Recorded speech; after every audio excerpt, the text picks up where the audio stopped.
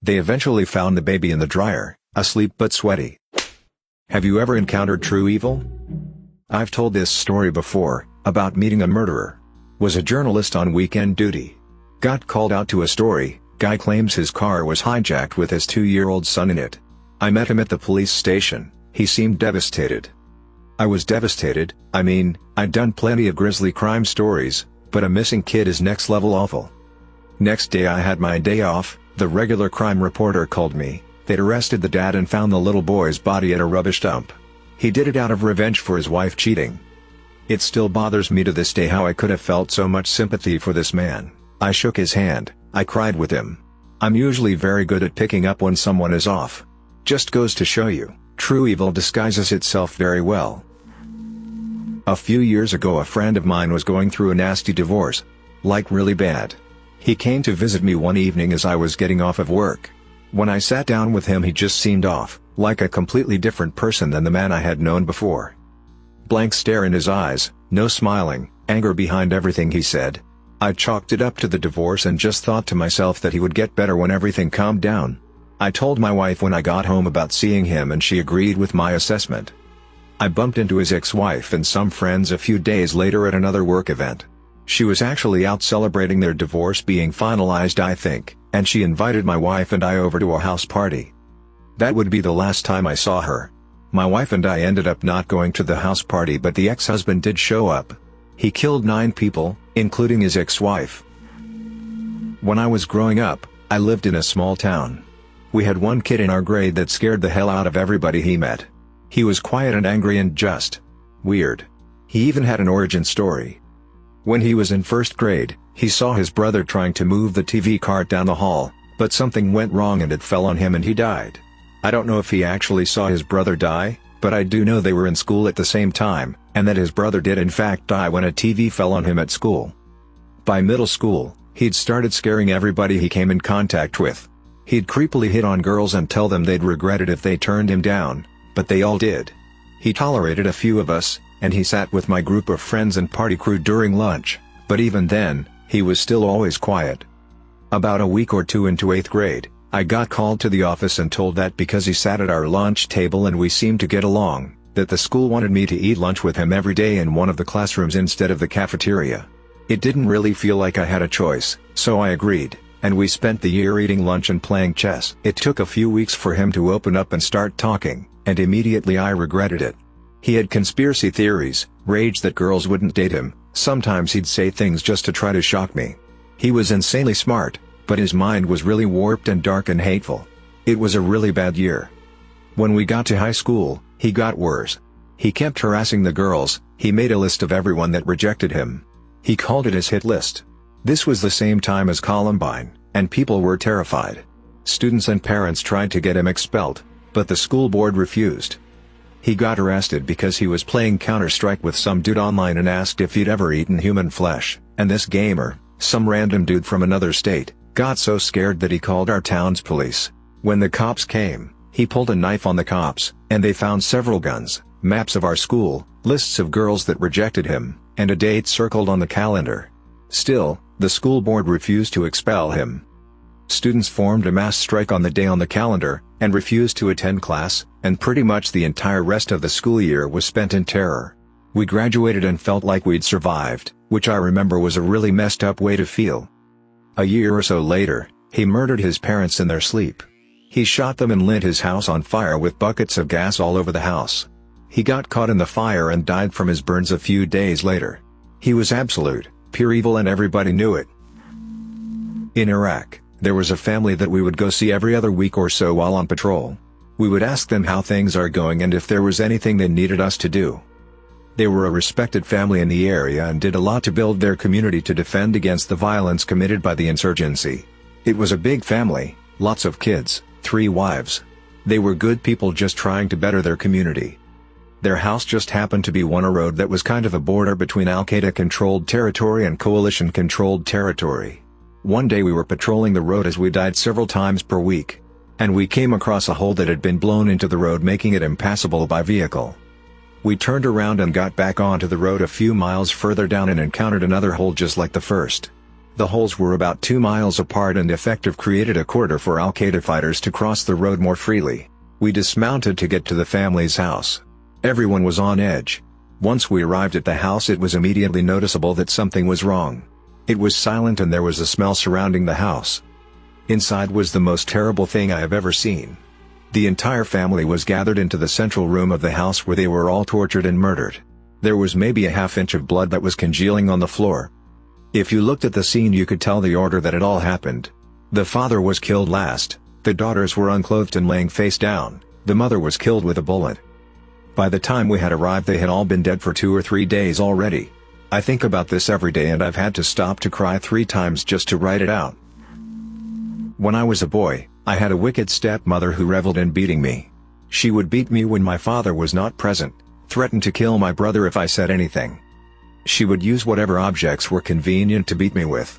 Wooden spoon, hairbrush, dowel rod, rolling pin, her hands, fists, belt, whatever. One time she used a serpentine belt. She'd hit me where it wouldn't be visible when my father wasn't around. At one point, she had me drop my pants and underwear, and beat me until I nearly passed out. I jerked out of pain and kicked off her lap, and got her in the face.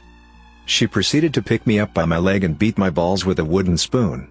I'm not sure if she counted as evil, but she certainly counted as sadistic and vindictive. I haven't, but I think my girlfriend has. She works at a preschool/daycare. Ages of children vary from infant to 5. She teaches the 3-year-olds in her part of the building. She told me that there is this one 3-year-old girl that is just a heathen. She literally only wants to hurt people. One day she got in trouble for hitting kids on the head with pots and pans. They use these in the sandpit for fun. She brought the little girl inside to talk to her, and the entire time she is just not listening. Mid-sentence, the little girl looks at my girlfriend dead in the eyes and says, "Can you let me go outside so I can hit more people?" The next day she was expelled because she just kept hitting kids in the head with pots and pans. Laughing about it. How do you get expelled from a preschool? When I was about 12, I was part of the best soccer squad at my local soccer club. It was quite a high level and had to work a whole year to get my spot in the starting 11. Was a great feeling to make it. Unfortunately, the kid whose spot I had taken was the coach assistant's son. When we received info about the start of the next season, he gave my father wrong info, which meant that I showed 2 weeks later than anybody else. I got punished by being sent in the B squad, lost all love for soccer in a few months and stopped playing indefinitely. Years later I realized that it was a mistake, but I had left the game for so long that I never believed I could make anything happen anymore. This dude stole a kid's dream just so his kid could play more regularly. What a horrible person. I know the girl who falsely accused my friend of rape, tried to get him kicked out of university and deported, and ruined his reputation, because her boyfriend found out about their one-night stand. I read the letters she wrote. The things she called him were appalling. It made me sick. Luckily he had saved their text conversations, and her story didn't hold up when cross-referenced with them.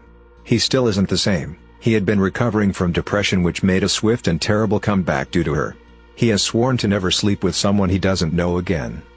When I see her, nice and smiling with her friends, I can't help but wonder how someone could be capable of such a vile action, just because she didn't want to own up to the fact that she cheated. The sheer uncaring for the well-being of others, the absolute lack of empathy, and the disrespect to actual victims astounds me. If she had gotten her way, his life would be practically over. Also, she could pretend to be a better person. I have never hated someone in my life, and I don't hate her. She doesn't even deserve that, but I wish people like her wouldn't exist. My stepmother's 6-year-old nephew is showing all the signs of being a sociopath and a sadist.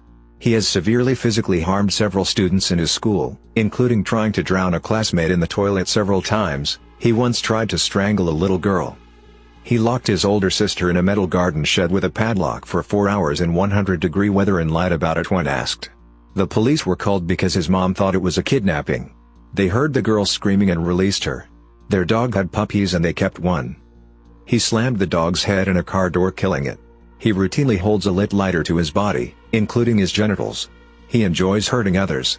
These people live in the mountains, and to get from their house to town, they have to come down the mountain, so a road that is on the edge of the mountain. The little boy unbuckled himself as his mom was driving around a bend, where there was a 200-foot drop on the other side, and put his hands over her eyes. More recently he found a belt with a metal buckle and started beating a neighborhood kid with it. One morning his mother came into the kitchen to get breakfast ready and found him hiding behind the doorway with a large knife.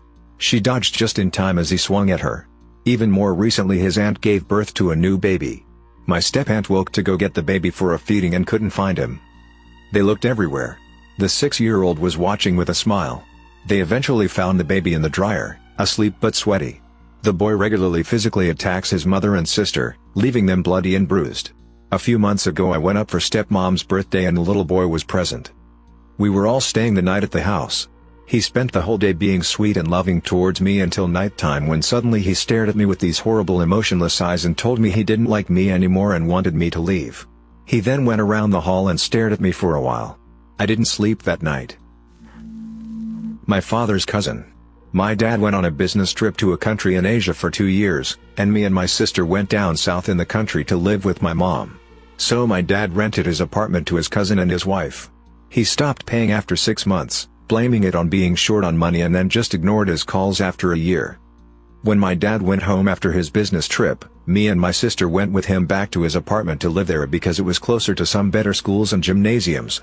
What we entered was an empty apartment. Everything had been picked clean. Our fridge, microwave that was in the wall, beds, TVs, couches, etc. What remained was a toilet, bathtub, and a kitchen bench, a stove and a sink.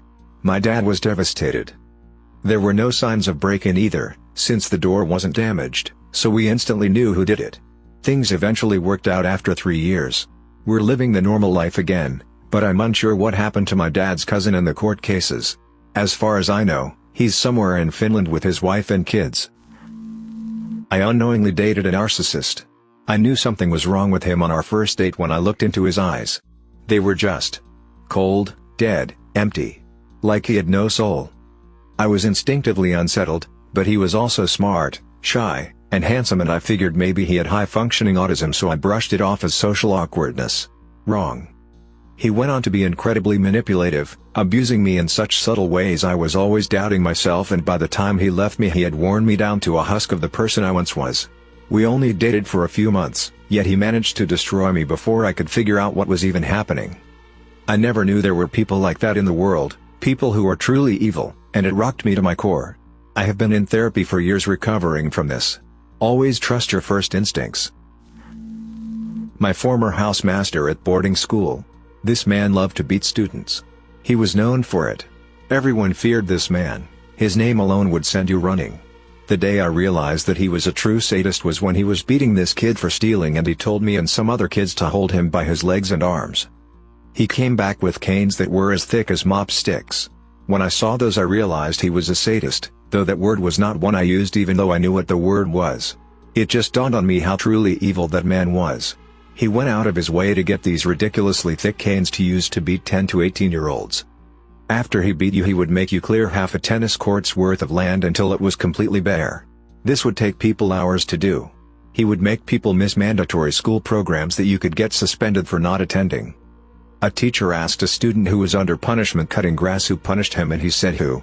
The teacher said oh. The other teachers knew this man and his reputation in the dorms. He also created a specific stress position punishment. We named it after him. It was a modification of one of the common stress position punishments. It was a regular thing to hear people screaming in the morning while getting a beating from him. If you took it without making a sound and squirming, he would make it worse by hitting you more or getting a wire, certain belts that hurt more, a thick cane and other whipping instruments. I do not recall him having an actual whip, but he probably did have one. He also used to use mop sticks. Sometimes he would come back from a night of drinking and look for people who stayed up when they were supposed to be asleep and beat them. He once went to a whole other dormitory that he was not in charge of in the middle of the night to beat a kid that he saw from about 100 meters away.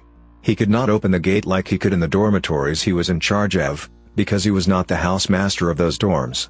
So he got out of his apartment and delivered the slaps through the gate. This butthole was also a teacher and would act all nice in class, and the girls liked him. They had no idea how much the bastard terrorized us and did not really care when they were informed. The school knew that he was brutal and would sometimes ban him from beating students, but he would just get an older student to beat them instead, and eventually he would resume the beating. He also still had his favorite stress position in making you clear grass. Every week there was a cleanliness inspection, and almost every week the dormitories he was in charge of won. He made people clean like crazy, and I think it was just a part of his need to control and dominate us. That man seriously scared the hell out of me. Thanks for listening to Radio TTS. Hit the subscribe button and activate the notification bell for more videos like this. And let us know if you have encountered pure evil. Share your story in the comments below.